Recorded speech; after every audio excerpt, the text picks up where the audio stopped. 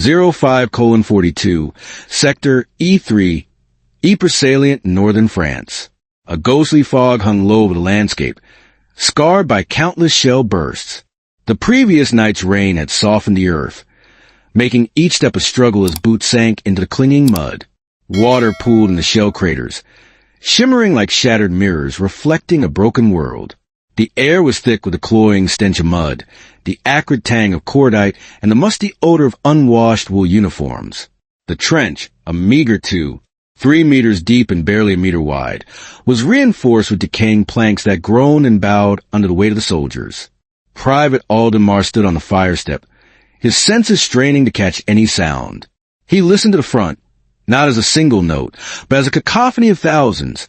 The distant chatter of Vickers' machine guns, the methodical thump of artillery ranging tests, the hacking coughs of men, the steady drip of water, and the faint whisper of wind as it snaked through torn sandbags. In his left hand, he held a letter softened and worn from countless rereadings.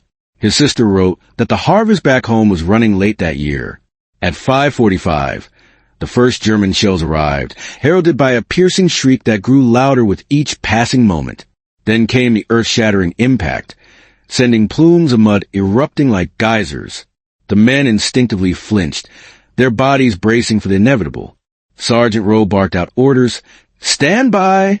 Helmets on! Artillery prep incoming!" His voice was muffled by the second blast. A section of the parapet crumbled, scattering sandbags and sending rats scurrying. The German 77mm field guns, according to some sources, could fire up to 20 rounds per minute. Their shells systematically marched across Sector E3 with chilling precision, each impact separated by less than 4 seconds. One round landed close enough to suck the air from Alden's lungs, leaving him disoriented and gasping. The preparatory barrage intensified, with heavier artillery pieces joining the fray. 105mm and 150mm howitzers sent their shells crashing down, carving deeper craters and obliterating entire sections of the trench. The rate of fire reached nearly 90 shells per minute across the sector, a relentless drumbeat that drowned out all human sound. Rowe blasted his whistle once, the signal to crouch low and hold their positions. Men pressed themselves into the mud, seeking any semblance of protection. One began to pray, his voice a barely audible murmur. Another vomited, the sound lost in the chaos. Alden gripped the plank wall, his boots sliding in the pooled water. Splinters rained down as a shell struck the trench lip, spraying mud and metal fragments in all directions. Lance Corporal Hensley's sleeve tore open, and blood gushed out hot and bright onto mud before he even realized he had been hit. This was the initial wave of the day's storm. The approach, the preparation, the tightening coil of dread. The barrage ceased. The sudden silence was more deafening than the explosions. Rowe cautiously raised his head. Gas check. Masks were donned. Straps tightened. The men's breathing transformed into muffled hisses behind the fabric and lenses. Then they heard it. The rhythmic thud of boots, faint at first but growing louder with each passing second. The enemy was advancing. Alden peered through a firing slit, his eyes scanning the fog-shrouded landscape. Dark shapes emerged from the mist, rows of German infantry, rifles slung, bayonets fixed. Their gear rattled, mess tins, ammo pouches, entrenching tools, a symphony of impending death. Officers blew short whistle blasts to maintain the line's cohesion. Alden's heart pounded in his chest. Sweat beaded on his brow, beneath the suffocating gas mask. Rowe raised a flare gun. Wait! The Germans closed within 300 meters. Rowe fired the flare. The trench erupted with life. Rifles cracked. Vickers' guns roared from concealed nests behind them, spitting 450 to 500 rounds per minute. The bullets stitched the ground ahead, churning up dirt and bodies in a deadly ballet. A German machine gun team was instantly wiped out, their crew pinned to the earth. The enemy pushed forward undeterred. They stepped over the bodies of their fallen comrades. Their officers shouted, urging them onward. The fog swallowed the muzzle flashes, turning the world into a surreal and terrifying landscape. Mortar teams in Alden's trench launched Stokes mortar rounds, each carrying a small but vicious fragmentation charge. The bombs arced overhead and detonated among the advancing line. Dark shapes crumpled to the ground. Screams pierced the haze. A bullet snapped past Alden's ear, a chilling reminder of his mortality. He fired back, 1 shot, 2, 3. His Lee Enfield's 10-round magazine emptied with alarming speed. He reloaded with trembling hands. The Germans were now within grenade range. Mills bombs, thrown in practiced arcs, rained down upon them. Explosions thudded across no man's land, each one a potential death sentence. But still they came. More waves. More shouting. More boots splashing in the mud. This was the second layer of the storm. The collision. The chaotic clash in smoke and fog. A maelstrom of violence. The Germans reached the forward wire. Some attempted to cut through it with long-handled pliers. Their movements frantic. Others hurled their own stick grenades, clearing gaps in the tangled barrier. The explosion sent wooden stakes flying. Rose shouted, "Prepare to repel breach." His voice was swallowed by another explosion. A section of the wire collapsed. A platoon of enemy stormtroopers surged through the opening, their faces smeared with soot, packs tight, grenades hanging in clusters. They carried Mauser 98s, some fitted with trench magazines for increased firepower. Alden saw one of them wave a red pennant. An assault signal, a harbinger of death. The British left flank faltered. A young soldier named Turner screamed as he was bayoneted. Another was dragged away by medics, his body limp and broken. More bodies fell on both sides, their sacrifices lost in the chaos of battle. Alden ducked as a stick grenade landed near the parapet. He braced himself for death. The blast was strangely muted. It had landed in mud too soft to scatter widely. Still, shrapnel grazed his cheek, leaving a burning trail. He rose to fire again, his hands shaking, but his stance steadying. He remembered the letter in his pocket, a tangible link to his life before the war. He imagined his sister waiting for his reply, her hope a fragile flame in the darkness. Stormtroopers leaped into the trench in the next section over. Rose swung his rifle like a club, a desperate act of defense. The air filled with grunts, curses, and the metallic clang of steel striking steel, a symphony of brutality.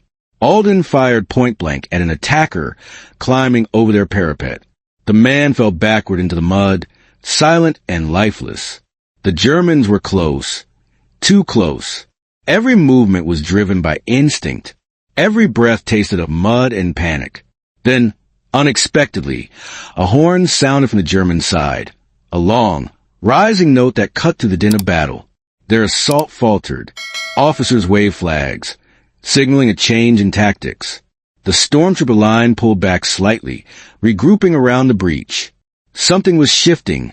A tension, a hesitation, a flicker of doubt. British artillery observers seized the moment. A coded flag signal went up, red, blue, red, indicating enemy massing. Minutes later, friendly shells began raining down precisely on the German staging areas. For guns fired in perfect rhythm. 18-pounders, with a range of around 6,500 meters. The shells landed in tight clusters, 15 rounds per minute per battery, a devastating display of coordinated firepower. German formations scattered, panicking under the sudden and unexpected reverse barrage. The assault faltered, its momentum broken. This was the third layer of the storm, the turning tide, the moment when the balance of power shifted. Smoke drifted low, obscuring the carnage. The enemy retreated to their lines, leaving behind a gruesome tapestry of bodies and equipment in the muck. The trench steadied, the frantic energy slowly dissipating. Medics crawled among the wounded, tagging the dead, and hauling the living to the relative safety of the dugouts. Alden slumped onto the fire step, his hands trembling uncontrollably now that the immediate danger had passed. Rowe patted him once on the shoulder, a rare gesture of comfort. "Hold fast," the sergeant muttered, his voice rough. "They'll be back." Alden nodded, his mind numb. He wiped the blood from his cheek, a stark reminder of his brush with death. He carefully folded the letter from his sister and tucked it safely into his jacket, a fragile talisman of hope. Behind them, supply runners unloaded new crates, ammo, bandages, replacement helmets, the grim necessities of survival. The guns fell silent, for now, above the trench, The fog began to lift, revealing a landscape of devastation. Shapes emerged. Broken trees, churned fields, the distant ruins of a farmhouse, a scene of utter desolation. Birds did not sing here, their voices silenced by the horrors of war.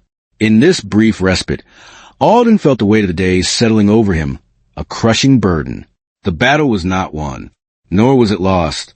It simply continued, grinding forward like the slow, brutal gears of a relentless machine. Part 1 ended with the line between survival and destruction razor thin, and the chilling knowledge that Dawn's fight was only the beginning of another day of carnage. 04:45, Givenchy-les-Labeaussy, northern France. A frigid mist clung to the ridge, a spectral shroud obscuring the dawn. The trench line snaked across the landscape like a crooked scar etched into the mud. Overnight rain had transformed the parapets into collapsing walls of clay, threatening to bury the men alive. Soldiers of the British 2nd Division stood in the dim light, their boots sinking deep into the muck, some areas exceeding 30 to 40 centimeters in depth. The trench itself was a meager 2 meters deep, barely enough to offer protection against German snipers who lay hidden a mere 120 meters away. The morning began with a sound that every man recognized and dreaded. The metallic scrape of a German machine gun being tested, the MG-08. Its 7.92 millimeters rounds traveled at nearly 900 meters per second, and in battle, it could unleash a torrent of 500 rounds per minute. The men stiffened, their muscles tensing in anticipation. That sound often signaled only one thing: preparation for an attack. At the fire step, Private Wallace meticulously checked his rifle, the SMLE Mk3. Effective range, 550 meters. His fingers trembled slightly as he loaded 5-round chargers. Next to him, Corporal Reeves adjusted a periscope to scan across no man's land, his gaze sweeping across the desolate landscape. Barbed wire lay in snarled knots, a treacherous maze, some areas stretching more than 40 meters wide, with German posts hammered into mud like skeletal trees. A runner arrived, his face pale, carrying a sealed message. Reeves broke the seal and read the contents. Stand by for possible bombardment. Air reconnaissance reports German troop concentrations east of the ridge. The men exhaled heavily, a collective sigh of resignation. They had heard rumors, whispers of Germans rotating in fresh regiments, bringing in new field guns. The 77mm FK-96NA, with a range of 7,000 meters, capable of firing 10 to 12 rounds per minute, enough to shatter their trench into splinters if the fire was concentrated. A whistle shriek from down the line, a piercing sound that cut through the silence. The first shell landed behind the British trenches, a dull thump that sent clods of earth raining down, a prelude to the storm. Then came the real barrage, a terrifying crescendo of destruction. Within seconds, 3 shells per second slammed into the forward line, a relentless assault. Dirt exploded like volcanic plumes, spewing debris in all directions. Duckboards shattered, sending splinters flying. Sandbags ripped open, spilling their contents everywhere. Reeves yelled, "Down!" Faces covered. They crouched low, seeking meager protection, as a shell detonated less than 10 meters away. The trench heaved under blast, the force threatening to bury them alive. Wallace coughed violently, his mouth filled with mud, a gritty reminder of their precarious existence. A splinter was sliced past his cheek, a near miss. The artillery barrage continued relentlessly, the German gunners firing with terrifying discipline. Boom! Crack! Boom! The ground shook like an angry animal, its rage unleashed upon them. When the barrage lifted abruptly, a chilling silence descended. Everyone knew what it meant. German infantry was coming. Reeves peeked over the parapet, his heart pounding in his chest. He saw dark figures, dozens at first, then hundreds, advancing in staggered lines across no man's land. Pickelhauben helmets gleamed in the weak dawn light, a chilling sight. Their rifles, Gur 98s, were held at the ready. Range, 800 meters with iron sights. The Germans advanced quickly, using shell craters as cover, their movements practiced and efficient. Stand to. Reeves roared, his voice strained. Wallace fired first, his bullet catching a German grenadier in the shoulder. sending him sprawling. Down the line, Lewis guns open up there. 303 rounds hammering across no man's land at 450 to 500 revolutions per minute, creating a deadly wall of lead. The air vibrated with a cacophony of gunfire.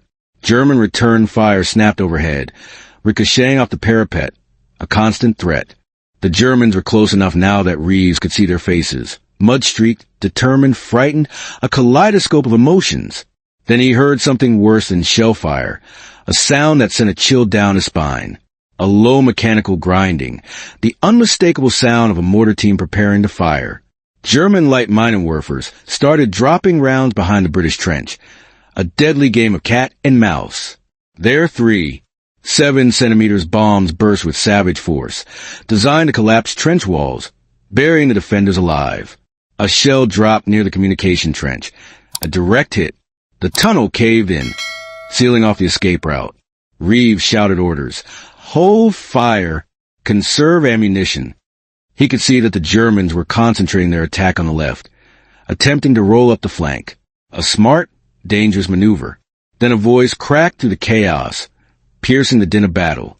It was Wallace, shouting, "Sir, we got wounded. Collins is hit."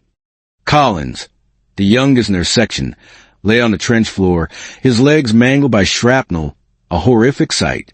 He clutched a small tin photograph, his sister's graduation portrait, a cherished memory. Mud and blood smeared across it, defiling the innocent image.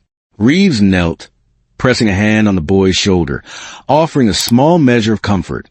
"Stay with us," he urged, his voice gentle. But Collins was fading fast, his breath shallow and ragged. Before Reeves could react, a signal horn sounded from the German lines, a sharp, rising note that signaled impending doom. Grenades! Oval-shaped M1913 grenades arced through the air, a deadly rain of destruction. Reeves tackled Wallace just as two exploded near the firing step, a selfless act of heroism. The shock wave slammed into them, ringing in their ears, disorienting them. Splinters tore into sandbags, sending debris flying. "Get up! Get to the second line!" Reeves ordered, his voice hoarse.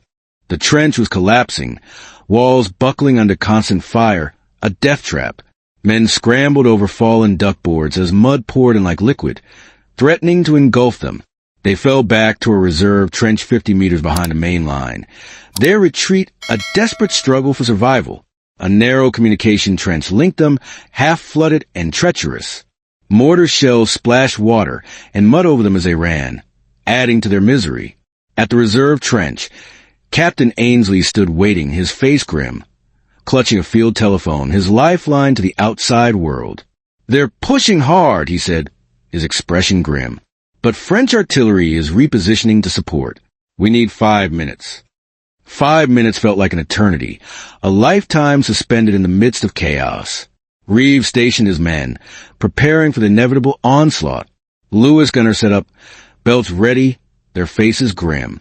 Riflemen knelt along the parapet, their eyes scanning the horizon, their nerves on edge. The trench here was sturdier, reinforced with wooden frames, nearly 5 meters deep, offering a slightly greater degree of protection. At 6:12, a new sound rose across the fields, a sound that brought hope amidst the despair. French 75mm guns. Fast, deadly, and beloved by every Allied soldier. Rate of fire. Up to 15 rounds per minute with trained crews, a devastating display of firepower. Shells screamed overhead, their trajectories a promise of retribution.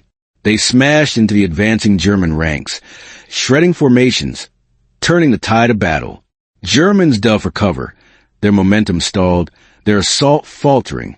Wallace reloaded, breathing hard, firing whenever he saw movement through the smoke, his actions driven by adrenaline and desperation. He noticed a German officer crawling toward a crater, clutching something. A folded letter, half soaked in mud, a poignant reminder of the human cost of war. Even in war, small human fragments survived, letters, photos, medals, tangible links to a world beyond the trenches. Things carried into battle as anchors to normal life, symbols of hope and remembrance. Ainsley shouted, "Counter fire!" Pushed them back. British rifles erupted again, a volley of defiance. Lewis guns swept in arcs, cutting down the enemy. The Germans began to withdraw, some dragging wounded comrades, their retreat a chaotic scramble. Others left rifles stuck in the mud as they scrambled back, abandoning their weapons in their haste to escape. By 6:40, the attack had collapsed. The German line retreated beyond the wire, leaving behind a scene of carnage. Silence returned slowly, hesitantly, like a shy animal emerging from its lair. Smoke drifted, obscuring the horrors. Flames crackled from shattered duckboards, adding to the desolation. Reeves walked the trench, taking count of survivors and the fallen, his heart heavy. The casualty list was long.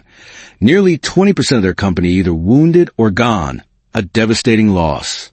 Wallace picked up Colin's photograph from the mud, his hands trembling. He wiped it clean, his movements gentle, his expression somber. He never got to send his letter, he whispered, his voice filled with grief. Reeves closed his eyes, a silent acknowledgement of the tragedy. Write it for him, he said, his voice soft. The sun finally rose above the ridge, casting a weak light over the ruined landscape, a stark contrast to the darkness that pervaded their lives. Behind them, the trench network stretched for miles, twisting, sagging, suffocating, a labyrinth of despair. Ahead lay no man's land, churned beyond recognition, a wasteland of death. And over all of it, the war continued, relentless, grinding, devouring, an insatiable beast. 04:55, Highwood Sector, Somme Front. A thin fog crept low over shattered tree-line, a ghostly presence in the ravaged landscape. The ground was a churned brown wasteland, slick with mud after a night of relentless drizzle. Rats scattered as artillery shells whistled overhead, short, distant bursts, roughly 8 to 12 shells per minute from German 77mm guns, a constant reminder of the ever-present danger. The morning was quiet by Western Front standards, an unsettling calm that made every man nervous, their senses on high alert. He was not one soldier, but many, because now the trench was a single, interconnected organism, its inhabitants bound together by shared fear and a desperate will to survive. Boots sank into mud 40 to 60 centimeters deep, a constant struggle against the clinging earth. The duckboards creaked and groaned underfoot, a symphony of discomfort. The stench of chloride solution mingled with the stale odors of sweat and mold, a suffocating mix. Men breathed through scarves to soften the ammonia by the latrine pits, seeking meager relief. A faint wind carried the sickening rot of unburied bodies from somewhere beyond no man's land, a constant reminder of the brutal reality of war. In the British forward bay, Private Ellery meticulously checked the SMLE Mk3 rifle slung at his chest, wiping condensation from the bolt, ensuring its readiness. Nearby, a young Scotsman nervously fingered a folded photograph, his wife, holding their newborn child, a precious reminder of the life he was fighting to protect. He whispered her name like a prayer, a silent plea for their safety. Down the line, a French liaison sergeant tied a signal flag to a wooden pole, preparing to relay crucial information. Everyone sensed something building, an impending event. Orders had been unusual since midnight, adding to the growing tension. At 5:07, a runner arrived, panting, covered in chalky mud, his exhaustion evident. Stand to. Gas possible. Enemy moving, he gasped, his voice hoarse from shouting. He handed over a crumpled note, the pencil marks shaking from the tremors of the earth. German stormtroopers sighted east of Highwood, a harbinger of an attack. Layer 1, the approach. In the German trench opposite, the scene mirrored the Allies. Different language, same tension, a shared anticipation of the coming storm.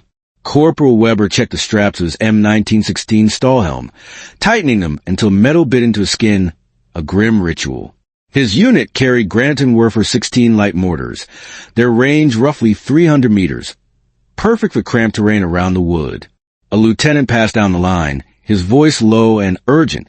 We break them today? Take the trench. Hold for reserves. His words a call to action. His boots splashed in the muck, his movements betraying his anxiety. His eyes looked older than his rank, reflecting the weight of command and the horrors he had witnessed. By 5:20, both sides were tense, their nerves stretched to the breaking point. Birds stayed silent, their songs replaced by an eerie stillness. Even the guns eased off, creating an unsettling quiet. Only the tapping of distant machine gun tests broke the silence. Vickers on one side, MG's 08 on the other, both capable of unleashing a deadly torrent of 400 to 500 rounds per minute, a chilling reminder of the firepower that awaited them. Ellery adjusted his gas mask canister, his movements precise and practiced. A corporal muttered, "If they gas us again, God help us," his voice filled with dread. 5 days earlier, yellow-gray clouds had rolled across this sector, leaving blisters on skin and lung-burnt screams in their wake, a horrific memory that haunted their waking hours. No one would ever forget that sound, the chilling cries of men suffocating. Then it started, the dreaded signal of an impending attack. A dull thud, one, then two, then dozens, a cacophony of destruction. German Minenwerfers launched their heavy, slow arcs, the shells wobbling in the air like thrown buckets, their trajectories unpredictable. "Down!" someone yelled, a desperate warning. The trench shuddered violently. Earth showered down, burying them alive. A man near the traverse collapsed, his shoulder split by shrapnel, his screams lost in the chaos. Medics dragged him behind a sandbag wall, where the stretcher cases were already stacked too deep, a grim testament to the brutality of war. Layer 2, Chaos Collision. At 5:44, whistles shrieked along the German line, a signal to attack. Weber climbed the parapet, his boots slipping on the muddy surface.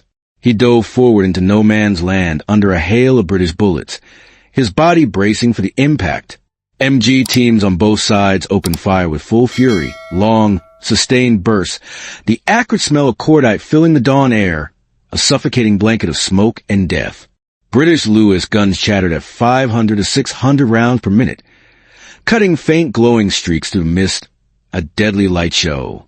Weber heard the thump of a mortar behind him and the scream of a man somewhere to his left, the sounds of death all too familiar. Mud kicked into his face, blinding him momentarily. He pressed forward, driven by adrenaline and a desperate will to survive. In the Allied trench, Ellery fired until his shoulder throbbed, his movements mechanical. A German body rolled into the wire, twitching, a gruesome sight. Another crawled behind a shell crater, seeking meager cover, then disappeared under a mortar splash, swallowed by the earth. Left flank. They're pushing left. An officer shouted, his voice strained with urgency. Runners darted along the communication trench, carrying torn messages to Mud, their lives hanging in the balance. One slipped, his skull cracking against a timber post, his life extinguished in an instant. Another took his notes and kept running, driven by duty. By 6:02, Germans reached the British front line, a desperate clash of bodies and steel. Grenades arced overhead. Steel hand grenade on one side, Mills bombs on the other, a deadly rain of destruction. Wood splintered. Sandbags burst, spilling their contents. A bay collapsed entirely, burying 2 defenders alive, their fate sealed. Their muffled screams vibrated through the earth, a haunting sound. Ellery engaged a German who dropped into a section of trench, a desperate struggle for survival. They grappled in the claustrophobic space, their movements frantic. Boots splashed. Mud sprayed. Ellery swung hard, his strength fueled by adrenaline. The German fell, bleeding into the waterlogged floor, his life draining away. A whistle blew, a signal to retreat. Fall back to reserve trench. Move! Officers waved desperately, urging their men to retreat. But moving was slow death, a deadly gamble. The communication trench was barely won. 3 meters wide, its walls slick, collapsing in places, a treacherous path. Machine gun rounds snapped overhead, a constant threat. The wounded clogged the path, their screams adding to the chaos. Medics triage on the spot. Red tags for hopeless cases, morphine for the lucky ones, a grim choice. Ellery stumbled past a soldier writing a last note home with shaking hands, his face pale. The paper read, "Tell mother I tried," a poignant epitaph. A shell landed nearby, and the note vanished in the blast, a fleeting message lost to the ravages of war. Layer 3, reversal/breakdown. At 6:31, something shifted, a change in the tide of battle. French artillery, long silent, awakened, unleashing its fury upon the enemy. 75mm field guns fired at an incredible tempo, up to 15 rounds per minute, their signature rapid blast rippling across a line, a welcome sound. The barrage landed precisely on the German assault lanes, decimating their ranks. Weber's squad dove for cover, but the explosions boxed them in, tearing trees, men, and soil apart, a scene of utter devastation. The Germans hesitated, their attack faltering, and hesitation was enough, a moment of weakness. French infantry counterattacked from the right, bayonets fixed, shouting through the smoke, a wave of fury. They rushed the cratered field, pushing the Germans back toward high wood, reclaiming lost ground. Weber tried to signal retreat, waving a cloth, a desperate attempt to save his men. A mortar landed near him, flipping him backward, his body battered and broken. He crawled, his ears ringing, his vision red, his world reduced to a blur of pain. At 6:50, British reinforcements charged down the reserve trench, scrambled but determined, their arrival a welcome sight. Their arrival hit like a shock wave of noise, boots pounding, officers shouting, rifles clacking, a symphony of war. Ellery felt the momentum shift, a surge of hope amidst the despair. His lungs burned, his muscles ached, his hands shook uncontrollably. But he climbed the fire step and fired into the retreating shapes, his actions driven by a primal instinct to survive. By 7:10, the German attack had collapsed, its momentum broken. Survivors scrambled back over no man's land, tripping over bodies and broken wire, their retreat a desperate struggle. Weber dragged himself behind a fallen tree, seeking meager cover. He clutched a letter from his sister, now soaked and muddy, a tangible reminder of the life he had left behind. The field fell eerily silent, except for the moans of the wounded, a haunting sound. Aftermath and legacy. By 8 o'clock, stretcher parties moved through the ruin, their movements slow and deliberate. They stepped carefully between shell holes filled with red-brown water, a macabre landscape. Casualty estimates reached 40% in some companies, a devastating loss. Rats already gathered, drawn to the carnage. Ellery sat on the duckboards, staring at his trembling hands, his mind numb. He found a photo someone had dropped during the chaos, a smiling girl, a symbol of innocence lost. He tucked it into his pocket to protect it, a small act of defiance against the darkness. Weber, taken prisoner by a French patrol, limped toward the rear, his body broken but his spirit unbroken. He saw the same battlefield from the opposite direction, mud, wire, death, futile bravery, a landscape of despair. Both sides looked the same now, their shared suffering a testament to futility of war. This small action near high would never become a famous headline. Its significance lost in the vastness of the conflict, but its consequences rippled outward, shaping the course of the war. The failed German push contributed to the grinding stalemate, the war of attrition that would consume countless lives. More trenches were dug, deeper and more elaborate. Wider belts of wire were strung, creating an even more treacherous barrier. More reliance was placed on creeping barges. Coordinated infantry artillery timing, a calculated dance of death. The war became not about movement, but about endurance, a test of wills. And the memory of mornings like this, fog, mud, fear, letters, photographs, stayed carved into the minds of the men who survived, shaping how nations remember what trench warfare truly was, a living hell.